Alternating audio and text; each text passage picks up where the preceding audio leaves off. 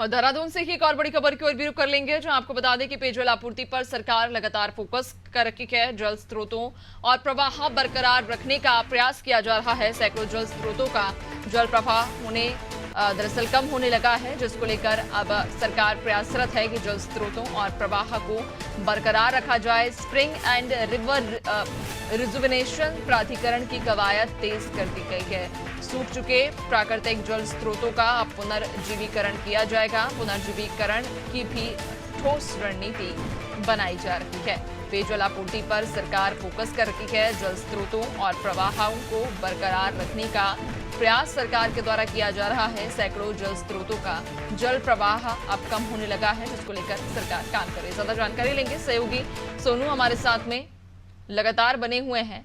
सोनू, पेयजल आपूर्ति पर सरकार फोकस कर रही है, खासतौर पर जो सूख चुके प्राकृतिक जल स्रोत हैं उन्हें पुनर्जीवीकरण करने के लिए सरकार इस दिशा में क्या कुछ कदम उठा रही है?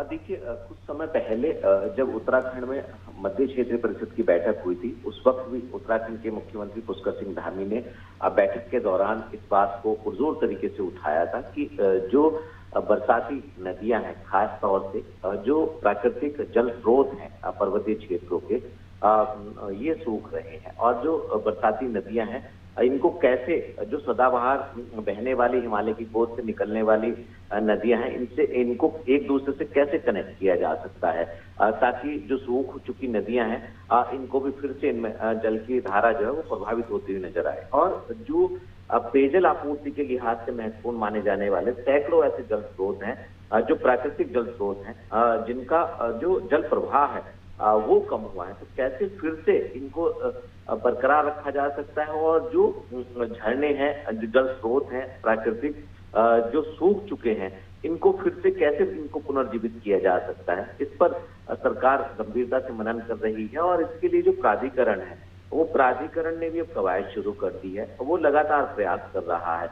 अब देखना होगा, क्योंकि ये एक बड़ा चुनौती भरा कार्य है, कैसे कम से कम समय में संबंधित जो विभाग के अधिकारी हैं, शासन के उच्च स्तरीय जो अधिकारी हैं, प्रमुख सचिव हैं, अपर मुख्य सचिव हैं, मुख्य सचिव हैं, और जो मंत्री हैं, वो कैसे इस चुनौती वाले कार्य को कितने समय में इसको पूरा कर पाएंगे। क्योंकि जो प्राकृतिक जल स्रोत हैं उनका जो जल प्रवाह है वो कम हो रहा है। अगर हम पिछले साल के आंकड़ों पर गौर करें तो ये कहीं ना कहीं भविष्य की एक चिंता को बयां करने वाला है। और ऐसे में इन जल स्रोतों को वो फिर से जो है पुनर्जीवित करना, ये एक बड़ा जो है टफ काम है। अब देखना होगा कि जो सरकारी तंत्र है वो आखिर कितनी गंभीरता से इस कार्य में जुटेगा, और जो झरने हैं, जो प्राकृतिक जल स्रोत हैं, जो सूख रहे हैं, जो नदियां सूख चुकी हैं, इनको कैसे फिर से पुनर्जीवित किया जाएगा।